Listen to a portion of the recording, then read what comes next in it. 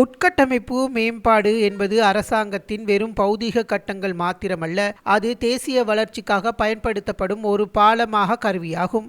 எனவே உட்கட்டமைப்பு தொடர்பாக முடிவுகளை நாட்டின் மக்களின் எதிர்காலத்தை தீர்மானிக்கும் மிக முக்கியமான படியாகும் என பிரதமர் கலாநிதி அருணி அமரசூரிய தெரிவித்துள்ளார். பிரதமர் கலாநிதி அருணி அமரசூரிய தலைமையில் நேற்றைய தினம் கொழும்பில் ஆரம்பமான பசிபிக் அளவை மானியர்களின் சங்கத்தின் 2026 வருட மாநாட்டின் உரையாற்றும் போதே பிரதமர் மேற்கண்டவாறு குறிப்பிட்டுள்ளார். இலங்கை அளவை மானியர்கள் நிறுவனத்தினால் ஏற்பாடு செய்யப்பட்டுள்ள இம்மாநாடானது ஆகஸ்ட் 21 முதல் 25 வரை கன்ஸ்ட்ரக்டிங் த இவலுவேஷன் அன்லெஸிங் ஹியூமன் இன்டெலிஜென்ஸ் எனும் கருப்பொருளின் கீழ் நடைபெறுகிறது. தொழில்நுட்பத்தை அடிப்படையாக கொண்ட உலகில் கட்டடத்துறையின் எதிர்காலம் குறித்து விவாதிப்பதற்காக உள்நாட்டு மற்றும் வெளிநாட்டு அளவை மானியங்கள் வல்லுநர்கள், கொள்கை வகுப்பாளர்கள் மற்றும் துறையின் முன்னணி பிரமுகர்கள் பலரும் இதில் கலந்து கொண்டனர். மாநாட்டை அதிகாரப்பூர்வமாக ஆரம்பித்து வைத்து உரையாற்றிய பிரதமர், உட்கட்டமைப்பு மேம்பாடு என்பது ஒவ்வொரு அரசாங்கத்திற்கும் வெறும் பௌதீக கட்டங்கள் மட்டுமல்ல என்பதனை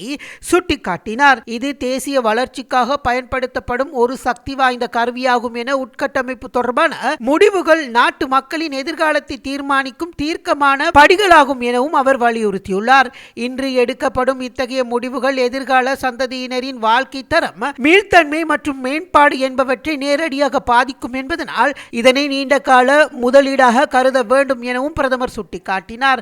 இதன் போது அளவை மானியலர்களின் தற்போதைய பங்கு பற்றி கருத்து தெரிவித்த பிரதமர், பாரம்பரிய அளவீடுகள் மற்றும் செலவு மதிப்பீடுகளுக்கு அப்பால் சென்று முதலீட்டு மதிப்பீட்டு, இடர் மேலாண்மை, செலவு திட்டம், ஒப்பந்த நிர்வாகம் மற்றும் நிலைத்தன்மை போன்ற பரந்த அளவிலான பணிகளில் அவர்கள் ஈடுபடுவதாக தெரிவித்தார்.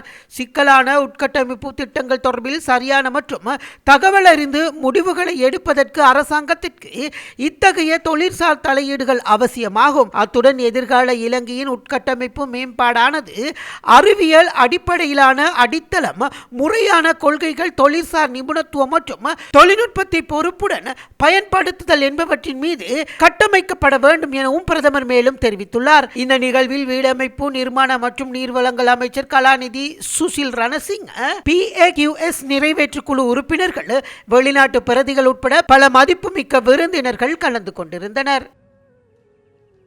It is with great pleasure that I welcome you to Sri Lanka and to the Pacific Association of Quantity Surveyors Congress 2026. At the outset, I extend greetings to all of you to the Pacific Association of Quantity Surveyors Congress 2026. I also congratulate the Institute of Quantity Surveyors Sri Lanka for successfully hosting this very prestigious Congress, and I commend the Pacific Association of Quantity Surveyors for its continued efforts to advance professional excellence and strengthen cooperation across the region. It is a great opportunity for Sri Lanka to host this important international gathering. The theme of this Congress, Constructing the Evolution, Unleashing Human Intelligence, is both timely and important as we move as a country from economic recovery towards a new phase of transformation, where the focus must shift from restoring what we lost to building a more resilient, productive, inclusive, and future-ready country. For a government, infrastructure is never simply about constructing physical assets. A road connects people to economic opportunities. A school creates opportunities for future generations. A hospital protects the health and dignity of our citizens. An irrigation system supports livelihoods and food security. A sports facility provides opportunities for our young people. A resilient public building, accessible public building, provides essential services to everyone in a community when confronted by disasters. Infrastructure, therefore, is an instrument of national development, and the decisions surrounding infrastructure are fundamentally decisions about the future of our people. As Sri Lanka continues its path to economic recovery and transformation and seeks to build a more resilient, inclusive, and competitive economy and country, Our approach to infrastructure must develop accordingly.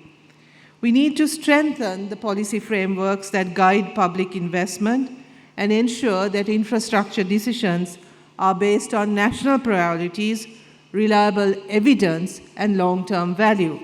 We must move away from viewing projects as individual construction activities, but regard them instead as long-term public assets that must continue to generate economic and social value throughout their life cycle.